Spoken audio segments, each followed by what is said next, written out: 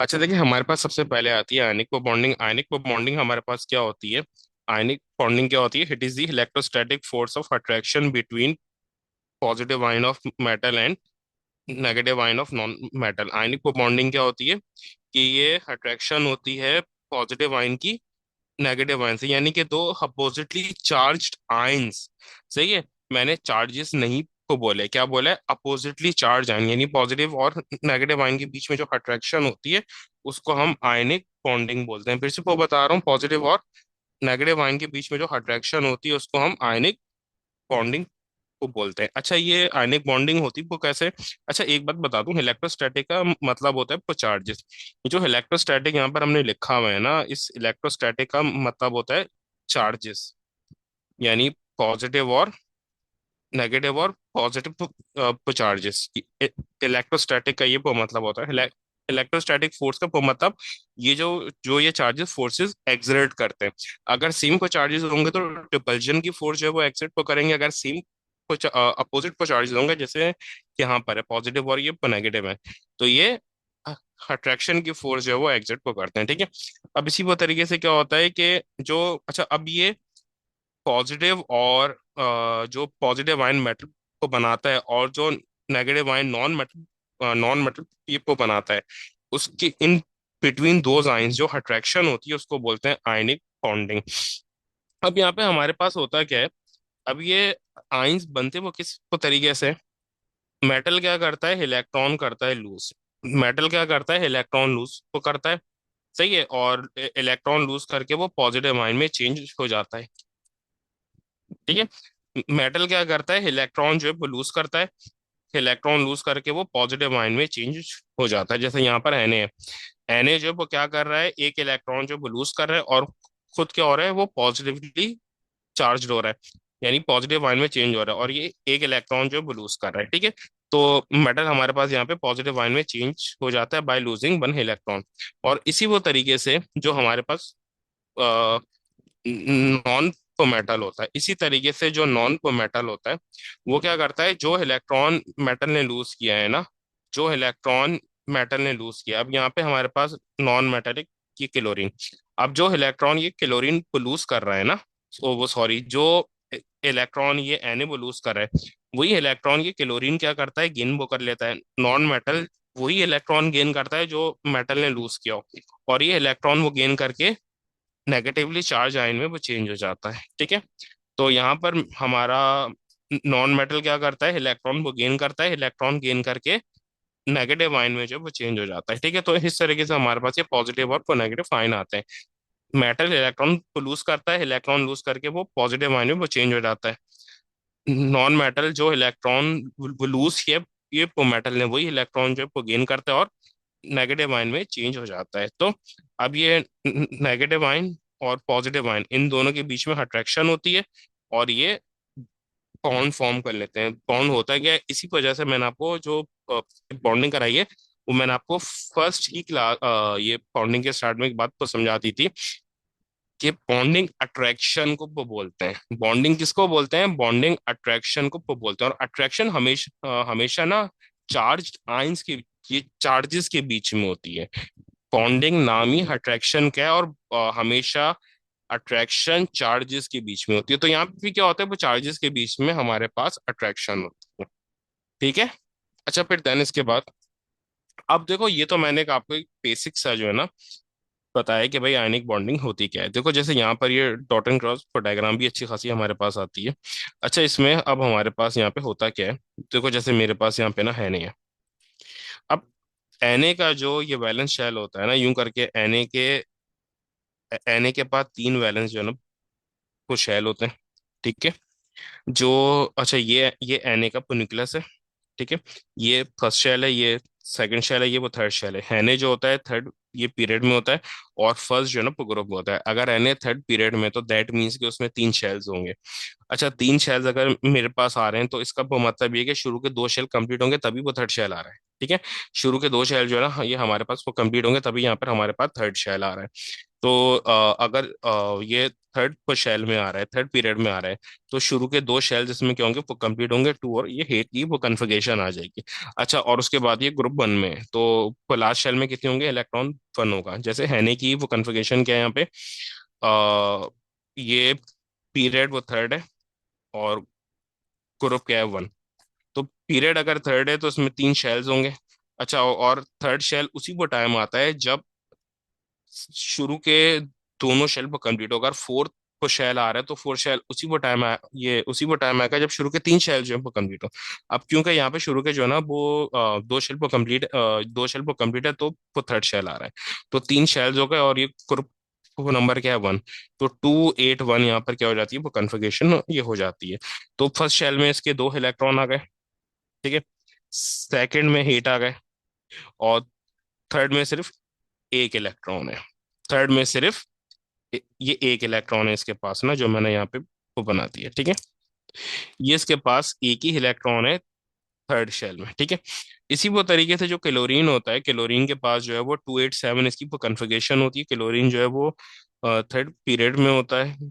Chlorine third period में होता है, same period as of sodium, but it is from group seven ना, तो ये ग्रुप सेवन का होता है। तो इसकी कन्फिगरेशन क्या होगी, 2 8 और वो सेवन, क्योंकि थर्ड पीरियड में तो तीन शेल्स हो जाएंगे, और शुरू के दो शेल जो वो कंप्लीट होंगे, ये 2 8 हो गया। फिर ये ग्रुप सेवन में, तो दैट मीन्स के it has seven electron in the last shell, तो लास्ट शेल में इसके पास सेवन इलेक्ट्रॉन्स हो जाएंगे, सही। अच्छा, फिर देन इसके बाद इसकी कन्फिगरेशन क्या होगी, नॉर्मल ना, ये गेन करने से पहले पहले शेल में दो इलेक्ट्रॉन आ जाएंगे, सेकंड शेल में 8 आ जाएंगे, और थर्ड शेल में सेवन इलेक्ट्रॉन्स आ जाएंगे। तो थर्ड शेल में कितने आ गए, सेवन इलेक्ट्रॉन्स आ गए इसके पास। अब यहाँ पे होगा क्या, जो है ना वो ये वाला इलेक्ट्रॉन करेगा लूज, एन ये वाला इलेक्ट्रॉन करेगा लूज, ठीक है। जब एन ये वाला इलेक्ट्रॉन लूज तो कर देगा ना, तो यहाँ से ये इलेक्ट्रॉन खत्म, तो शेल भी खत्म। एन क्या करेगा, ये वाला इलेक्ट्रॉन कर देगा लूज। एने क्या करेगा, ये वाला इलेक्ट्रॉन जो बैलेंस शेल है वो कर देगा लूज। हमेशा एक बात याद रखना, जो मेटल होता है वो हमेशा अपना ये वैलेंस शेल वो खत्म करता है। वैलेंस शेल में जितने भी इलेक्ट्रॉन्स होते हैं, मेटल सारे के सारे इलेक्ट्रॉन जो है वो लूज को कर देता है। तो यहाँ पे मेटल क्या कर रहा है, वैलेंस शेल में जितने इलेक्ट्रॉन है वो सारे के सारे कर रहा है लूज। यहाँ पे एक ही इलेक्ट्रॉन है, तो वो एक ही इलेक्ट्रॉन क्या कर रहा है, लूज कर रहा है, ठीक है। तो ये क्या करेगा, ये इलेक्ट्रॉन कर देगा, ये पोलूज कर देगा। जब भाई, जब किसी शेल में इलेक्ट्रॉन ही नहीं है, तो वो शेल भी नहीं होगा, तो ये शेल भी क्या हो जाएगा, खत्म हो जाएगा। तो अब इसने एक इलेक्ट्रॉन पोलूज किया, तो इसके ऊपर पॉजिटिव जो है ना वो चार्ज आ जाएगा। अब इसकी वो कन्फिगरेशन क्या हो जाएगी, यानी प्लस की 2 और 8, यानी प्लस की वो कन्फिगरेशन क्या हो गई, 2 और 8। इसी तरीके से यहाँ पे वो मेरे पास वो क्लोरीन है। क्लोरीन के पास बैलेंस शेल में ये इलेक्ट्रॉन जो थे सेवन थे, इसने एक जो है ना वो गेन करना था। अच्छा, अब यहाँ पे इसने एक इलेक्ट्रॉन क्या कर लिया, गेन कर लिया। जो यहाँ से हैने ने वो लूज किया था, वो इसने यहाँ पे वो गेन कर लिया। अच्छा देखो, यहाँ पर आपको ख्याल ये किन बातों को क्या रखना है, ये अक्सर ये एग्जाम्स में आते हैं, डॉट एंड क्रॉस। अगर आपने इसको जो है ना डॉट से ये वो दिखा दिया, तो इसको आपने वो लाजमी वो क्रॉस से वो दिखाना है। तो इसने जो वो गेन करना है वो भी आपने डॉट से वो दिखाना है, क्योंकि इसने इससे जो है ना वो गेन किया है, ठीक है। और सही है। अच्छा, अब यहाँ पे ना एक बात जो मैंने आपको बतानी है, देखो यहाँ पर जो प्राइमरी फोकस था ना वो था ऑक्टेट पूरा वो करना, ठीक है। प्राइमरी जो फोकस था, चाहे वो हैने हो या फिर वो सीएल हो, दोनों का ये फोकस क्या था, टू कंप्लीट द ऑक्टेट।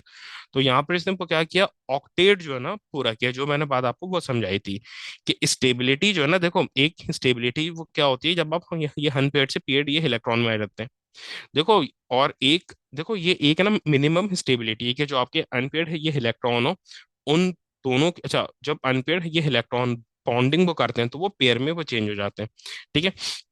जैसे यहाँ पे था, इसने इलेक्ट्रॉन वो गेन किया, और ये पेयर में वो चेंज हो गया, ठीक है। ये पहले अनपेयर्ड था, इसने इलेक्ट्रॉन वो गेन किया, तो ये पेयर में जो है वो चेंज हो गया। अब यहाँ पे ना जो ये पर्पस है, देखो जैसे अभी आप हो, अभी आपका पर्पस पास होना नहीं है, आपका क्या है भाई, मैं ए स्टार जो है ना ये वो लेके आऊँ। तो जो ये अनपेड से वो पेड ये इलेक्ट्रॉन है ना, ये वो पास होना है, कि भाई एटलीस्ट क्या है, जो अनपेड इलेक्ट्रॉन है वो मेरे वो पेयर में वो चेंज हो जाए। लेकिन जो जो मैक्सिमम जो एम है, जो आपने वो करना चाहते हो, वो आप करना क्या वो चाहते हो, कि भाई मेरा वैलेंस शेल में ऑक्टेट पूरा हो जाए, यानी 8 इलेक्ट्रॉन है वो पूरे हो जाए। अब आप जो भी कोई मेटल इलेक्ट्रॉन वो लूज करेगा, वो लूज इसलिए वो करेगा क्योंकि उसको अपने ये वैलेंस शेल में ऑक्टेट पूरा वो करना होगा। मेटल जो भी इलेक्ट्रॉन लूज करेगा तो वो इसलिए वो लूज वो करेगा क्योंकि उसको अपने ये वैलेंस शेल में 8 इलेक्ट्रॉन पूरे वो करने होंगे। और जो नॉन मेटल है वो इसलिए गेन वो करेगा क्योंकि उसको अपने ये वैलेंस शेल में 8 इलेक्ट्रॉन जो है वो पूरे वो करने होंगे। अब यहाँ पे जो है ना मेरे पास ये मेटल था, सी। अब इसके पास जो कन्फिगरेशन थी वो 281 थी, ठीक है। अब देखो यहाँ पर एक बात ये वो समझो, ठीक है। यहाँ पे मेरे पास ये हैने की वो कन्फिगरेशन है 281। हैने की वो कन्फिगरेशन क्या है, 281। अब देखो जो हैने है, अगर उसने ये वैलेंस शेल में ऑक्टेट पूरा करना है तो उसके बाद दो ये पॉसिबिलिटीज है। दो पॉसिबिलिटीज क्या है, या तो वो 7 को गेन कर ले और ये 1 को 288 कर ले, तो उसके ये वैलेंस शेल में क्या हो जाएगा, 8 इलेक्ट्रॉन हो जाएंगे ना। जो इसका जो आखिरी शेल है उसमें 1 इलेक्ट्रॉन है, तो ये 7 इलेक्ट्रॉन जो है वो गेन कर ले और 288 इसकी वो कन्फिगरेशन को कर ले। दूसरी पॉसिबिलिटी क्या है, जो इसका वैलेंस शेल का है ये इलेक्ट्रॉन है वो ये भी क्या करे, लूज को करे, तो इसकी वो कन्फिगरेशन हो जाएगी 28। तो तब भी क्या हो जाएगा, ये वैलेंस शेल कंप्लीट हो जाएगा। ज्यादा ये फिजिबिलिटी क्या है, भाई जाहिर सी बात है, ज्यादा फिजिबिलिटी इसी में आ रही है कि ये 1 इलेक्ट्रॉन वो लूज कर दे इंस्टेड ऑफ गेनिंग 7 इलेक्ट्रॉन। जाहिर सी बात है अगर इसके ये वैलेंस शेल में ये 1 इलेक्ट्रॉन है, तो 7 इलेक्ट्रॉन जो है ना वो लूज करना, 7 इलेक्ट्रॉन लूज वो गेन करना बिल्कुल एक इम्पॉसिबल सी वो बात है कभी भी। एक बात याद रखना कि बैलेंस शेल में जितने इलेक्ट्रॉन्स होंगे उससे ज्यादा कभी भी वो इलेक्ट्रॉन गेन नहीं वो कर सकता कोई भी एटम, ठीक है। जैसे इसके पास ये 1 इलेक्ट्रॉन है ना, तो ये पॉसिबल ही वो नहीं है कि ये 7 इलेक्ट्रॉन वो गेन कर ले, इसको भी ऑक्टेट में वो चेंज कर दे, 288 अपनी वो ये कन्फिगरेशन कर ले, तो ये पॉसिबल वो नहीं है। इसी वजह से क्या होता है, मेटल हमेशा लूज वो करता है, कभी भी गेन नहीं वो करता, क्योंकि मेटल के जो मैक्सिमम पॉसिबिलिटी आती है, मेटल ग्रुप 1 2 3 का, 1 2 3 का होता है। मेटल यहाँ पे मैक्सिमम जो हमारे पास वो मेटल आते हैं, ये 3 ग्रुप से हमारे पास वो मेटल्स होते हैं, ग्रुप 1 ग्रुप 2 और ग्रुप 3। ये तीन हमारे पास क्या आते हैं, वो मेटल्स आते हैं, ठीक है। तो इसके ऊपर अगर मैं यहाँ पे हैने ले लूँ, यहाँ पे मैग्नीशियम ले लूँ, यहाँ पे ये एल्यूमिनियम ले लूँ, तो तीनों के अच्छा ये तीनों जो है ना ये पीरियड वो 3 के हैं। ये तीनों किसके हैं, पीरियड वो 3 के। तो सोडियम की ये कन्फिगरेशन होगी 281, मैग्नीशियम की होगी 282, और एल्यूमिनियम सॉरी 282, और एल्यूमिनियम की होगी 283। एल्यूमिनियम की क्या होगी, 283। ये मेरे पास जो है वो सोडियम की है, ये मैग्नीशियम की है, ये एल्यूमिनियम की है, ठीक है। तो यहाँ पर जो तीनों मैंने ग्रुप 3 वाले लिए हैं ना, सॉरी पीरियड 3 वाले लिए हैं तीनों, इनकी ये कन्फिगरेशन आ रही है। अब देखो हैने के पास वैलेंस शेल में 1 इलेक्ट्रॉन है, इसने ऑक्टेट पूरा करना है तो ये एक को लूज को कर देगा। एमजी के पास वैलेंस शेल में 2 इलेक्ट्रॉन है, अगर इसने करना है तो इसने 6 जो है ना गेन को करने हैं, ठीक है। यस, मेटल हमेशा इलेक्ट्रॉन लूज ही वो करते हैं, ठीक है। मेटल हमेशा इलेक्ट्रॉन लूज ही वो करते हैं, एक अभी वो क्वेश्चन है, ठीक है। मेटल इलेक्ट्रॉन, अच्छा मैंने गलती से शायद शायद ये गेन करने का बोल दिया अभी by mistake. Metal electron loose ही वो करते हैं, तो ये बात को समझा रहा हूँ कि मेटल इलेक्ट्रॉन लूज क्यों वो करते हैं। तो ये बात जो है ना यहाँ पे वो समझा रहा हूँ कि मेटल लूज इसलिए वो करते हैं, जो मेटल है ये इलेक्ट्रॉन यहाँ पे वो लूज करते हैं ना, तो मेटल का इलेक्ट्रॉन लूज करने का जो पर्पस होता है, मेटल का इलेक्ट्रॉन लूज करने का पर्पस ही वो यही होता है। मतलब क्यों वो कर रहा है मेटल, वो ये वो पागल है जो इलेक्ट्रॉन जो है ना वो लूज कर रहा है, तो इसलिए लूज वो करता है क्योंकि उसने ऑक्टेट पूरा वो करना होता है। ऑक्टेट पूरा ये वो करना होता है ना, तो ऑक्टेट ये पूरा कैसे वो करेगा, ये बैलेंस शेल में 8 इलेक्ट्रॉन कैसे करेगा वो पूरा, तो दो इसके पास चॉइस है। या तो ये 7 जो है ना वो गेन कर ले, अब वो जाहिर सी बात है जो है ना वो 7 इलेक्ट्रॉन तो गेन नहीं वो कर सकता, तो वो एक ही सही है। तो वो क्या वो करता है, वो ये वाला जो इलेक्ट्रॉन है इसको भी लूज वो कर देता है। तो अब इसके पास जो कन्फिगरेशन रहेगी सिर्फ 28 हो जाएगी। इसी तरीके से जो ग्रुप 2 का वो मेटल है, यानी कि मैग्नीशियम है, वो भी यही वो करेगा। इसके वैलेंस शेल में 2 इलेक्ट्रॉन है, अगर इसने ये ऑक्टेट ये पूरा करना है तो या तो ये 6 इलेक्ट्रॉन जो वो गेन करे, या तो ये वो 6 इलेक्ट्रॉन ये गेन करे, या फिर ये 2 इलेक्ट्रॉन भी क्या कर दे, लूज को कर दे। तो 6 इलेक्ट्रॉन गेन करना ज्यादा मुश्किल होता है, 6 इलेक्ट्रॉन लूज करना ज्यादा मुश्किल होता, सॉरी 6 इलेक्ट्रॉन को गेन करना फिर से मैं मुझसे गलती हो गई। 6 इलेक्ट्रॉन गेन करना ज्यादा मुश्किल होता है इंस्टेड ऑफ दो को लूज करना। तो ये क्या करता है, यहाँ पे दो जो है ना लूज वो कर देगा, और इसकी वो कन्फिगरेशन रहेगी 2 और 8, और ये इस mg के ऊपर +2 का वो चार्ज आ जाएगा। इसी तरीके से जो हमारा जो लास्ट जो है ना, जो ये ग्रुप आता है वो मेटल का, वो थर्ड है। इसमें भी क्या होता है, इसके पास वैलेंस शेल में 3 इलेक्ट्रॉन है, या तो ये तीन जो है ना लूज को कर दे, या फिर ये 5 जो है ना वो गेन कर ले, क्योंकि ऑक्टेट करना है ना वो पूरा, तो 3 लूज करना आसान है, 5 गेन करना वो मुश्किल है। तो ये भी यहाँ पे क्या करता है, 3 इलेक्ट्रॉन जो है लूज वो कर देता है, तो इसकी कन्फिगरेशन है कि 2 8, और ये एल्यूमिनियम के ऊपर +3 का जो है ना वो चार्ज आ जाएगा। ठीक है। तो इस वजह से इलेक्ट्रॉन जो है ना वो मेटल हमेशा लूज वो करता है, गेन कभी भी नहीं करता। गेन क्यों नहीं वो करता, क्योंकि इसके लिए इलेक्ट्रॉन लूज करना ज्यादा आसान है कि ये के इंस्टेड के ये वो गेन करे। ठीक है। तो ये इलेक्ट्रॉन जो है लूज वो कर देता है। ठीक है। तो यही बात मैंने यहाँ पे वो लिखी हुई है सारी। ठीक है। अच्छा, इसी तरीके से नॉन मेटल गेन क्यों वो करता है, तो ये भी वो क्वेश्चन है भाई, अगर मेटल वो लूज कर रहा है तो नॉन मेटल क्यों वो गेन करता है। तो नॉन मेटल के भी गेन करने का यही बहुत ही सिंपल सा रीजन है। इसके लिए भी ये ऊपर आके आपको वो दिखाता हूँ कि नॉन मेटल हम कौन से वो देखते हैं। नॉन मेटल हम यहाँ पे ये तीन वो देखते हैं, जो हमें यहाँ पे वो नॉन मेटल देखते हैं, तीन देखते हैं। ये तीन जो है ना नॉन मेटल के ग्रुप हम देखते हैं। ठीक है। 5 6 7, 5 6 7, अगर मैं यहाँ पे उसी वो तरीके से कोई भी तीन यहाँ पे तो ले लूँ, जैसे मैंने यहाँ पे अगर ये पीरियड को 3 लिया था, तो यहाँ पे भी मैं पीरियड को 3 से 5 6 और 7 को ले रहा हूँ, फॉस्फोरस सल्फर और क्लोरीन। अब जो फॉस्फोरस होता है,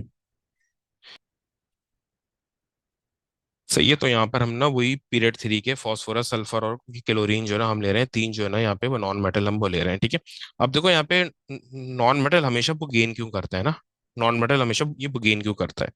देखो यहाँ पे हमारे पास जैसे फॉस्फोरस की जो है ना वो कन्फिगरेशन होगी 2 8 5, क्योंकि फिफ्थ जो है ना वो ग्रुप में आता है। और वो सल्फर की होगी 2 8 6, क्योंकि ये 6 जो है ना वो ग्रुप में आता है। क्लोरीन की होगी 2 8 7। अब देखो, अगर फास्फोरस ने ऑक्टेट पूरा करना है ना, यहाँ पर फास्फोरस ने ऑक्टेट पूरा करना है, तो फास्फोरस ने या तो वो तीन जो है ना ये गेन करे, या फिर जो है ना 5 वो लूज कर ले। तो जाहिर सी बात है, इसके लिए ज्यादा आसान तीन गेन वो करना है। ठीक है।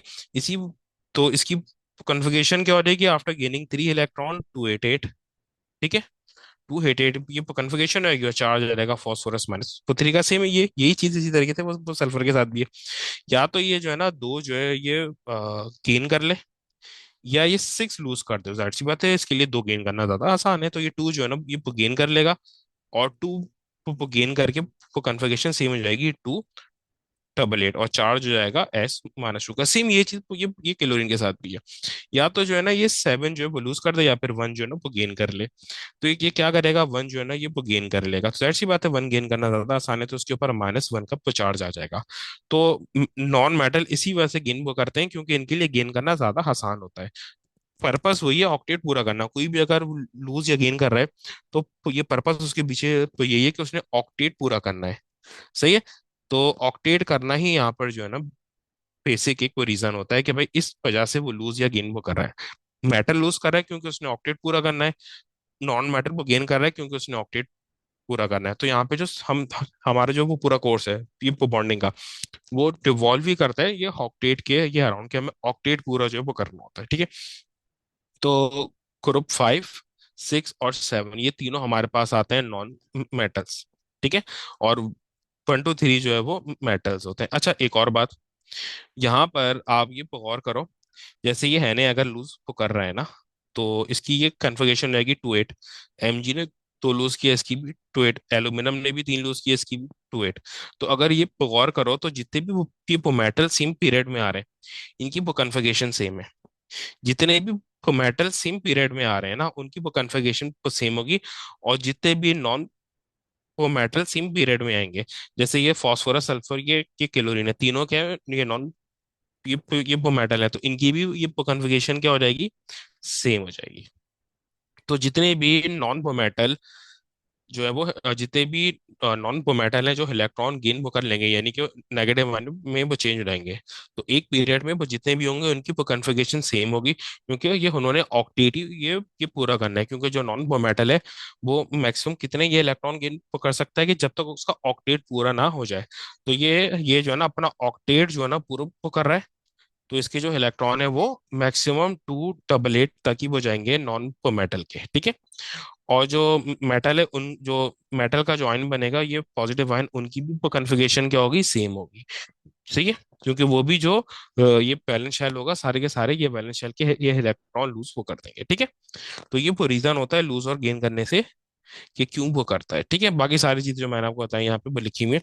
All the positive ion cation in the same period have same configuration जो भी मैंने बताया, and all the negative ion anion in the same period have same ये कन्फिगरेशन। जितने भी ये पॉजिटिव आयन है उनकी कन्फिगरेशन सेम होगी जो कि सेम पीरियड में होंगे, जितने भी नेगेटिव आयन है उनकी भी कन्फिगरेशन सेम होगी जो कि सेम पीरियड में होंगे, ठीक है। अच्छा, कैटायन का मतलब होता है कि पॉजिटिव आयन, ये भी जो है ना इस स्टूडेंट को कंफ्यूजन ये हो जाती है, ठीक है। और नेगेटिव आयन का मतलब होता है एनायन। अच्छा देखो, अब ना यहाँ पर एक एक चीज होती है कि जैसे ना यहाँ पर स्टूडेंट को अक्सर वो कंफ्यूजन होती है कि सर जैसे कि यहाँ पे ना Na और Cl था, यहाँ पर हमारे पास Na और Cl था। Na ने एक लूज किया, वही एक जो है ना वो क्लोरीन ने वो गेन कर लिया। अब देखो, अब यहाँ पर अगर ये Na और Cl ने बॉन्ड बनाया है ना, तो एक Na पे एक Cl मुझे बचाइए, एक Na पे एक Cl मुझे बचाइए। क्यों? क्योंकि Na के ऊपर भी ये पॉजिटिव चार्ज है, Cl के ऊपर ये नेगेटिव चार्ज है, तो ये दोनों चार्जेस एक दूसरे को ये क्या कर रहे हैं, बैलेंस ये वो कर रहे हैं। लेकिन अगर मैं यहाँ पे Mg और Cl का वो बनाऊं, बॉन्ड बनाऊं ना, यहाँ पे Mg है, Mg के ऊपर ये +2 चार्ज है, Cl के ऊपर -1 चार्ज है। तो अब एक Mg को ना एक Cl नहीं वो चाहिए होगा। अगर मैं यहाँ पे Mg और Cl का बॉन्ड बना दूं ना, तो भाई यहाँ पे Mg की तो वो कन्फिग्रेशन +2 है, Cl की -1 है, तो ये तो अब बैलेंस नहीं हो रहा। ये तो अब जो वो बैलेंस है वो नहीं हो रहा, तो मुझे इसको बैलेंस जो है ना अब करना पड़ेगा, ठीक है। तो यहाँ पे बैलेंस ये वो कैसे होता है, जो वो चार्जेस है ना उनसे एक दूसरे को क्रॉस मल्टीप्लाई वो कर दो। जैसे कि यहाँ पे वो 2 है, तो वो Cl के साथ वो 2 ले आओ। यहाँ पर है 1, तो यहाँ पे ले आओ 1, ठीक है। तो ये हो जाएगा Mg Cl2, ठीक है। तो मैं क्या करूंगा, इसको 2 से जो है वो मल्टीप्लाई वो कर दूंगा। ये वाला 2 जो है वो, ये वाला जो 2 है ये यहाँ पे आ जाएगा, ठीक है। तो ये हो जाएगा Mg Cl2। तो इस तरीके से ये हमारे पास होता है, सही। अच्छा, इसी वो तरीके से अगर मैं जैसे Na2 का वो बना रहा हूँ बॉन्ड ना, Na2O, तो ये Na2O वो कैसे बन रहा है, Na के ऊपर पॉजिटिव ये 1 चार्ज है, O के ऊपर -2 जो है ना वो चार्ज है, ठीक है। तो यहाँ पे भी ये वही है कि भाई चार्जेस जो है ना बैलेंस तो नहीं हो रहे। तो यहाँ पर जो है ना एक ऑक्सीजन को दो Na के इलेक्ट्रॉन्स को चाहिए, तो दो Na एक एक इलेक्ट्रॉन जो है ना गेन वो करेंगे, तो क्या होगा, ये 1 यहाँ पर आ जाएगा और ये 2 जो है वो Na के साथ आ जाएगा, तो ये हो जाएगा Na2O, सही। अच्छा, फिर इसी तरीके से हमारे पास कोवलेंट बॉन्डिंग स्टार्ट होती है। अच्छा, कोवलेंट बॉन्डिंग में हमारे पास क्या होता है। अच्छा देखो, एक तो डेफिनेशन है जो हम पहले से वो पढ़ते हुए आ रहे हैं ना, कि कोवलेंट बॉन्डिंग क्या है कि म्यूचुअल शेयरिंग, ये हम जो है ना ये जब से हमने वो केमिस्ट्री ये मतलब बॉन्डिंग पढ़ना स्टार्ट करी है, तो यही वाली ये डेफिनेशन हम पढ़ते हैं कि mutual sharing of electron between two non metals ना, यानी कि दो वो नॉन मेटल्स के बीच में वो शेयरिंग होती है। बट ये कंप्लीट डेफिनेशन वो नहीं है ना, जाहिर सी बात है। अब अभी ये हो लेवल से IGCSE में हम लोग आ गए, तो जाहिर सी बात है यहाँ पे डेफिनेशन कंप्लीट होती है, मोर लेजिट होती है। तो देखो यहाँ पर हमारे पास क्या है यहाँ पर अब जो डेफिनेशन चलती है ना, अच्छा पहले तो वो ये कि वो उसने काफी अरसे से ना कोवेलेंट यानी बॉन्डिंग की पर्टिकुलर कोवेलेंट की कोई डेफिनेशन 20-25 साल से नहीं पूछी थी। अभी उसने डेफिनेशन को पूछी है, वो भी हे लेवल्स में ना, CI ने, और यही उसका आंसर है, ठीक है। अब ये बात मैंने इससे पहले भी तो समझाई कि कोई भी जो बॉन्डिंग है ना, वो अट्रैक्शन है, और अट्रैक्शन हमेशा वो चार्जेस के वो बीच में होती है। अट्रैक्शन हमेशा अपोजिट वो चीजों के वो बीच में होती है ना। तो कोवेलेंट बॉन्डिंग भी क्या है, चार्जेस के बीच में अट्रैक्शन है, ठीक है। तो अब यहाँ पर हमारे पास क्या है, डेफिनेशन क्या है, डेफिनेशन के जरिए ही जो है ना पूरा वो समझाऊंगा ये, ठीक है। डेफिनेशन यहाँ पे हमारे पास क्या है, डेफिनेशन है इट इज द इलेक्ट्रोस्टैटिक,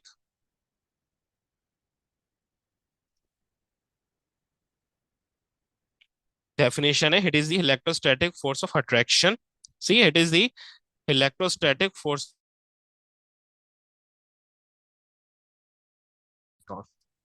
यानी वो न्यूक्लियाई और शेयर्ड पेट ऑफ इलेक्ट्रॉन्स के बीच में जो अट्रैक्शन है ना, उसको हम बोलते हैं covalent bonding. It is the electrostatic force of attraction between nuclei and the shared pet of electron. क्या मतलब इसका? भाई मतलब इसका बहुत ही वो सीधा सा है। देखो, ये जैसे फर्ज करो मेरे पास क्लोरीन है, ये एक क्लोरीन है, ये जो है ना दूसरा क्लोरीन है, दोनों ने इलेक्ट्रॉन शेयर वो करे हुए हैं, ठीक है, ये एक क्लोरीन है, ये दूसरा क्लोरीन है। अब मैंने यहाँ पे डॉट एंड क्रॉस इनकी को बनानी है, तो क्लोरीन है तो इसको, क्लोरीन के वैलेंस शेल में 7 इलेक्ट्रॉन होते हैं, 2, 4, 6 और 7। ठीक है, ये वाला इलेक्ट्रॉन वो क्लोरीन शेयर कर रहा है जो कि अनपेड, हमेशा अनपेड ही इलेक्ट्रॉन जो है वो बॉन्ड को बनाता है। ठीक है, इससे पहले भी अभी ये बात हम कर चुके हैं। अच्छा, देन यहाँ पे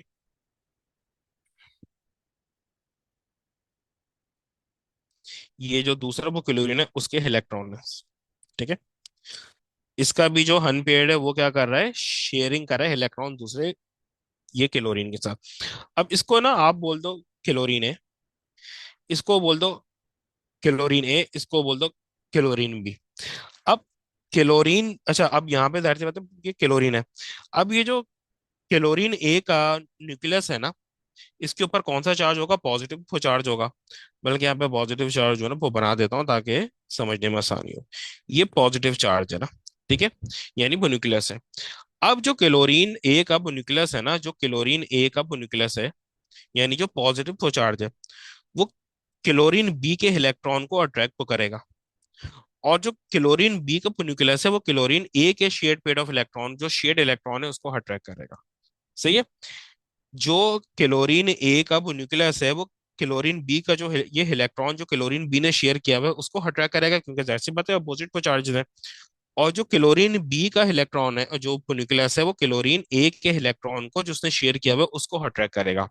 इसको बोलते हैं कोवलेंट बॉन्डिंग। ठीक है, यही मैंने डेफिनेशन यहाँ पर समझाने की कोशिश करी है। It is the electrostatic force of attraction between nuclei and shared pet of electron, यानी न्यूक्लियाई और शेयर्ड पेट ऑफ इलेक्ट्रॉन के बीच में जो अट्रैक्शन है उसको कोवलेंट बॉन्डिंग बोलते हैं। और ये इलेक्ट्रोस्टैटिक अट्रैक्शन होती है। अगर किसी को यहाँ पे कोई डाउट है, समझ नहीं आया, तो वो चैट बॉक्स में वो लिख सकता है, ठीक है, नहीं तो हम फिर आगे वो बढ़ते हैं इसे। अच्छा, यहाँ पर जो हमारे पास कोवलेंट बॉन्डिंग होती है ना, वो मेजरली दो नॉन मेटल्स के बीच में होती है, बट जरूरी वो नहीं है। कोवलेंट बॉन्डिंग मेजरली जो है वो दो वो नॉन मेटल्स के बीच में होती है, बट ये जरूरी जरूरी वो नहीं है। Majorly it can form between two non metals. Majority तो ये तो यही चक्कर है कि दो नॉन मेटल्स आपस में ये करीब आते हैं और वो कोवलेंट बॉन्डिंग करते हैं, बट ये चक्कर हमेशा वो नहीं होता। ठीक है, ये कभी कभार मेटल और नॉन मेटल के बीच में भी हो जाती है। ठीक है, ये डिपेंड करता है कि कैपेबिलिटी क्या है इलेक्ट्रॉन पुल वो करने की। देखो, मेटल का काम है इलेक्ट्रॉन लूज करना, नॉन मेटल का काम है गेन करना। नॉन मेटल जो है ना इलेक्ट्रॉन को वो मेटल को फोर्स करता है कि भाई तुम इलेक्ट्रॉन लूज करो। ये वो नॉन मेटल क्या करता है, वो इलेक्ट्रॉन नॉन मेटल वो मेटल को फोर्स कर वो करता है कि तुम इलेक्ट्रॉन लूज को करो। अगर नॉन मेटल के पास इतनी पावर है कि वो मेटल से इलेक्ट्रॉन लूज तो करवा दे, तो ये आयनिक बॉन्डिंग हो जाती है। लेकिन अगर नॉन मेटल के पास इतनी पावर तो नहीं है कि वो मेटल से इलेक्ट्रॉन लूज करवा के खुद गेन वो कर सके, तो फिर आयनिक बॉन्डिंग होती है जिसमें वो शेयरिंग होती है। ठीक है, जिस तरीके से यहाँ पर हमारे पास ये एल्यूमिनियम और क्लोरीन का वो बनता है वो बॉन्ड, जिसमें AlCl3 हमारे पास होता है, जिसमें एल्यूमिनियम जो है वो मेटल है और क्लोरीन नॉन वो मेटल है। तो ये एक्सेप्शन है जो हमारे कोर्स में, कि एल्यूमिनियम जो है वो मेटल है और क्लोरीन नॉन वो मेटल है, बट स्टिल ये कोवलेंट वो बॉन्ड है, आयनिक वो नहीं है। ठीक है, अच्छा फिर इसके बाद इनकी डॉट एंड क्रॉस जो है ना वो डायग्राम्स होती हैं। ठीक है, जिसमें एक हमारे पास होता है सिंगल बॉन्ड। सिंगल बॉन्ड का वो मतलब है कि एक ही इलेक्ट्रॉन जो है ना वो शेयर हो रहा हो। यानी एक अनपेयर्ड हो तो वही वो शेयर होगा।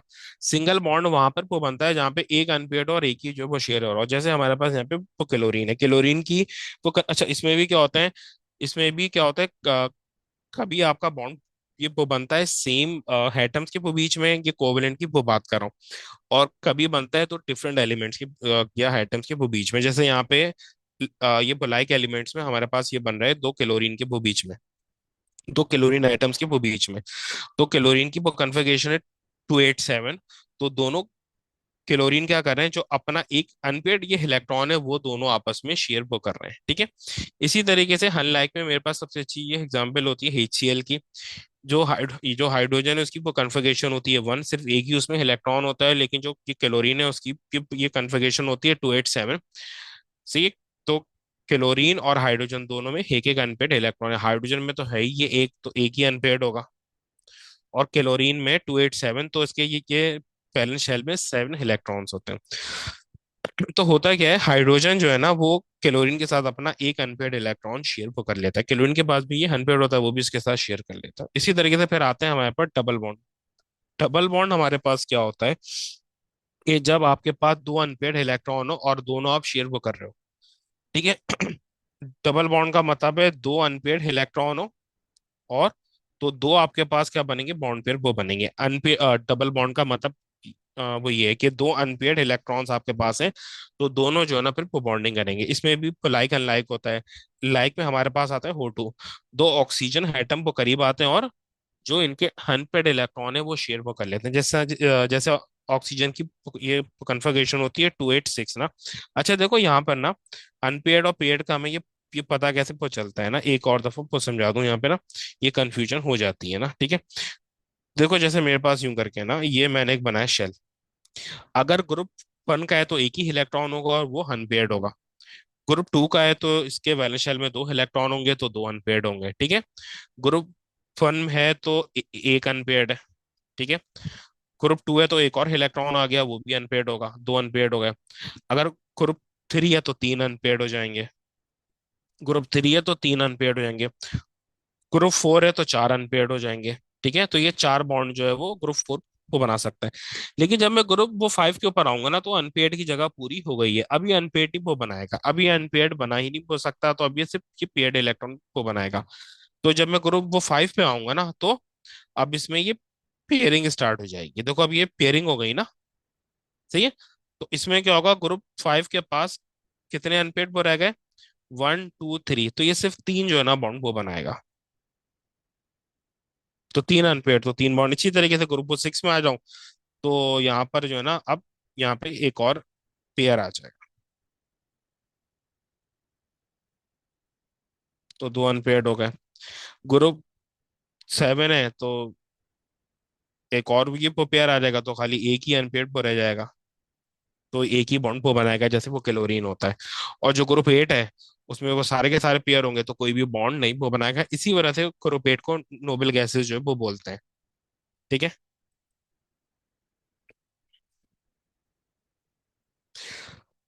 सही। तो देखो यहाँ पर जो हमारे पास, यहाँ पर जो ऑक्सीजन है ना, ऑक्सीजन ग्रुप 6 में आ रहा है, तो ऑक्सीजन के बाद दो अनपेयर्ड होंगे, दो वो पेयर होंगे, तो दो पेयर मैंने वो बना दिए पहले ऑक्सीजन के, और जो दो अनपेयर्ड थे वो ऑक्सीजन ने आपस में शेयर कर लिया, ठीक है। अच्छा इस बात का ध्यान जो है ना वो रखना है कि कभी भी जो है ना दोनों जो कनेक्टेड इलेक्ट्रॉन है, यानी कि दोनों जो शेयर कर रहे हैं, उन दोनों को या तो दोनों को ये क्रॉस से बनाओ, ये क्रॉस से वो बना दो, या वो दोनों को डॉट से वो बना दो, यानी कि आप इसको भी डॉट से वो बना दो, और जो वो दूसरा है उसको भी डॉट से वो बना दो। तो ये गलती वो कभी भी नहीं करना, एक को डॉट और एक को क्रॉस से करना। फिर इसी तरीके से जो इसमें हल्लाइक होता है वो आता है CO2 वाला, कार्बन डाइऑक्साइड वाला। अब देखो यहाँ पे कार्बन की जो कन्फिगरेशन है वो 2 और 4 है, और जो ऑक्सीजन की वो 286 है। तो ऑक्सीजन को दो इलेक्ट्रॉन चाहिए, और वो कार्बन के पास वैलेंस शेल में 4 इलेक्ट्रॉन है, तो उसको 4 को चाहिए। तो सबसे पहले हम यहाँ पर ऑक्सीजन को बना रहे हैं, ऑक्सीजन के हमने दो को पेयर बना दिए और दो अनपेयर को बना दिए। इसी तरीके से यहाँ पे ऑक्सीजन बनाया, इसके भी दो पेयर बना दिए और दो अनपेयर को बना दिए। अब जो बीच में वो कार्बन, इसके तो चार के चार क्या होंगे, वो पेयर्ड होंगे। इसके तो वो चार के चार क्या होंगे, वो अनपेयर्ड होंगे। तो ये क्या करेगा, अपने चार के चार इलेक्ट्रॉन दो दो करके ऑक्सीजन के साथ शेयर वो कर लेगा, सही। अगर ये बनाना वो नहीं आ रहा तो यहाँ पे ये बात समझा देते हैं, ठीक है, इस तरीके से। जैसे यहाँ पर ये CO2 है ना, ऑक्सीजन, कार्बन और ऑक्सीजन, ठीक है। ऑक्सीजन के पास कितने अनपेयर्ड हैं? ऑक्सीजन के पास पहले वो पेयर बना दे, दो पेयर हैं ऑक्सीजन के पास, ये ऑक्सीजन है, ठीक है।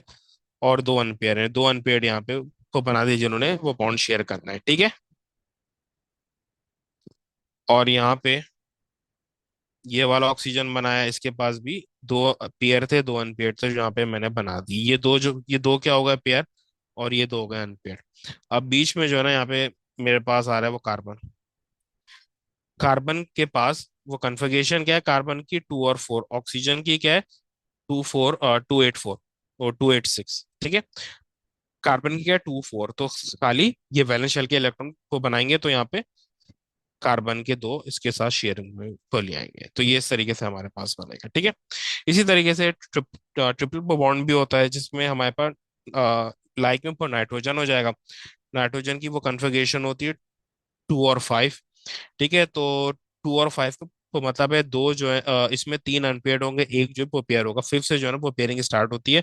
तो तीन अनपेयर्ड होंगे और एक क्या होगा? वो पेयर होगा। ये आपको वो याद होना चाहिए कि किस ग्रुप में कितने पेयर है, कितने अनपेयर्ड है। ये मैंने यहाँ पे लिखे हुए भी है ना, ठीक है।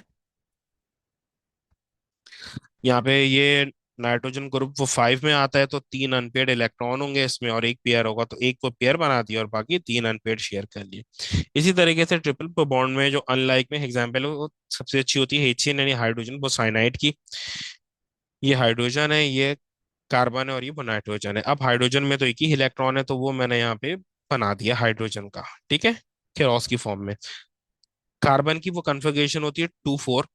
तो और 2 4 है यानी कि वैलेंस शेल में 4, ये इलेक्ट्रॉन है तो ग्रुप 4 का है, तो 4 इसमें अनपेयर्ड होंगे, चार के चार अनपेयर्ड होंगे।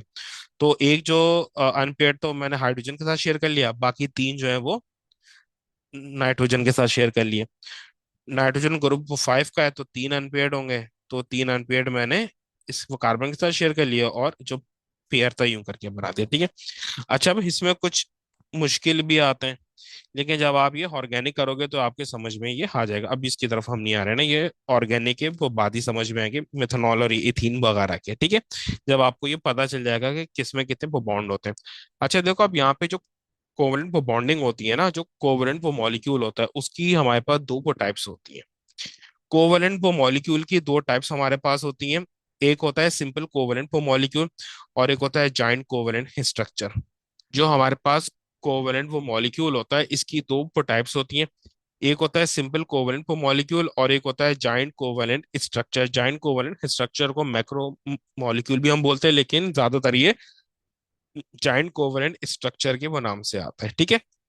एक है सिंपल कोवलेंट मॉलिक्यूल, ये आपको इसके वो नाम से वो लग रहा होगा कि ये वो सिंपल है, यानी कि बहुत छोटा सा वो मॉलिक्यूल है, और इसके वो नाम से वो लग रहा होगा कि ये जॉइंट मॉलिक्यूल है, सही है। अब अगर ये जॉइंट मॉलिक्यूल है तो इसकी वो फोर्सेस भी क्या होंगे? स्ट्रांग होंगे, तभी ये जॉइंट मॉलिक्यूल है। और जो सिंपल है इसकी फोर्सेस भी वीक होंगी, तभी ये सिंपल कोवलेंट मॉलिक्यूल है। आप इस तरीके से बोल सकते हो कि 94% आपके वो सिंपल होते हैं, बल्कि इससे भी वो ज्यादा। मेजरली आपके पास सिंपल कोवलेंट वो मॉलिक्यूल होते हैं, और बहुत ही कम जो है वो जॉइंट होते हैं। तो वो जॉइंट आपके पास अभी फिलहाल कोर्स में जो आपने ये याद करने के कौन कौन से वो जॉइंट है। सिलिकॉन ये वो जॉइंट होता है, सिलिकॉन डाइऑक्साइड वो जॉइंट होता है, डायमंड वो जॉइंट है जो कि कार्बन की टाइप है, ग्रेफाइट वो जॉइंट है, और बोरॉन जॉइंट मॉलिक्यूल्स में आता है। सिंपल में बाकी इसके बदले वो सारे आएंगे, यानी कि बहुत एक छोटी सी वो टाइप है, बहुत छोटी सी ये क्लासिफिकेशन है सिंपल पीपोजाइंट की, जिसमें अभी फिलहाल हमारे कोर्स में ये पांच है। बोरॉन भी उस हिसाब से नहीं है, ठीक है। और अच्छा, ये तो आपने याद वो करना है कि ये हमारे पास जाइंट मॉलिक्यूल्स हैं, जिसमें वो सिलिकॉन है, सिलिकॉन डाइऑक्साइड है, वो डायमंड है और ग्रेफाइट है। और मेजरली जो होते हैं वो सारे के सारे सिंपल कोवेलेंट होते हैं, जिसमें Cl2 HCl H2O O2 CO2 and so on. अब इन दोनों में सिमिलरिटीज क्या होती है? सिमिलरिटीज ये होती हैं कि दोनों में जो बॉन्डिंग होती है वो कोवेलेंट होती है। भाई दोनों में ये बॉन्डिंग ये कोवेलेंट है, तभी तो इसको हमने वो नाम दिया है, वो किसका, क्योंकि ये कोवेलेंट मॉलिक्यूल की वो टाइप है। क्यों? क्योंकि इसमें बॉन्डिंग कौन सी है, वो दोनों में कोवेलेंट है।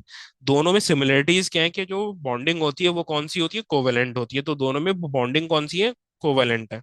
सही है। अब दोनों में ये डिफरेंस क्या आता है, कि डिफरेंस ये कहाँ पे आया, जब बॉन्डिंग सेम है। दोनों में अट्रैक्टिव फोर्सेस अलग होती हैं, यानी कि जो मॉलिक्यूल्स के, एक मॉलिक्यूल से जो दूसरे मॉलिक्यूल की फोर्स है वो डिफरेंट होती है। सिंपल कोवेलेंट में वीक इंटरमॉलिक्यूलर वो फोर्सेस होता है, या फिर आप खाली इसको इंटरमॉलिक्यूलर फोर्सेस भी बोल सकते हो, ठीक है। इसमें जो अट्रैक्टिव फोर्स होती है वो वीक इंटरमॉलिक्यूलर वो फोर्स होती है। इंटरमॉलिक्यूलर फोर्सेस होती क्या है, वीक फोर्स है। और इसमें attractive force strong covalent force होती है, यानी कि बॉन्डिंग भी ये कोवेलेंट है, और फोर्स भी, यानी अट्रैक्टिव फोर्स भी कोवेलेंट है, किसमें, जॉइंट कोवेलेंट स्ट्रक्चर। ठीक है, तो ये दोनों में डिफरेंस होता है। ठीक है, यानी कि इसमें फिर से एक्सप्लेन कर रहा हूँ। जॉइंट कोवेलेंट में बॉन्डिंग भी कोवेलेंट है। अच्छा, जॉइंट और वो सिंपल में दोनों में क्या है, बॉन्डिंग कोवेलेंट है। तभी तो दोनों ये टाइप है ये कोवेलेंट की। अगर दोनों में बॉन्डिंग सेम नहीं होती तो ये कोवेलेंट की टाइप भी नहीं होते। ठीक है, तो दोनों क्या है, ये कोवेलेंट की टाइप है, इसलिए तो दोनों में बॉन्डिंग सेम है। दोनों में ये कोवेलेंट है। दोनों की अट्रैक्टिव फोर्सेस में वो डिफरेंस है। जो जाइंट स्ट्रक्चर्स हैं उनकी इलेक्ट्रोस्टैट, या सॉरी, जो अट्रैक्टिव फोर्सेस हैं, यानी कि जो एक मॉलिक्यूल की दूसरे मॉलिक्यूल से जो फोर्स है वो स्ट्रॉन्ग कोवेलेंट है। और जो अट्रैक्टिव और जो सिंपल कोवेलेंट है उसकी वीक इंटरमॉलिक्यूलर वो फोर्सेस है। तो ये डिफरेंस आपने याद को रखना है, ठीक है। जो सिंपल कोवेलेंट मॉलिक्यूल है उसकी वीक इंटरमॉलिक्यूलर वो फोर्सेस है, अट्रैक्टिव फोर्सेस। और जो जाइंट कोवेलेंट स्ट्रक्चर है उसकी स्ट्रॉन्ग कोवेलेंट वो फोर्सेस है। सही। तो ये इस तरीके से आपने वो करना है। सही। तो ये हमारे पास कोवेलेंट आज ये कंप्लीट हो गया। इंशाल्लाह ताला जो नेक्स्ट हमारी ये क्लास होगी उसमें हम मेटल करेंगे।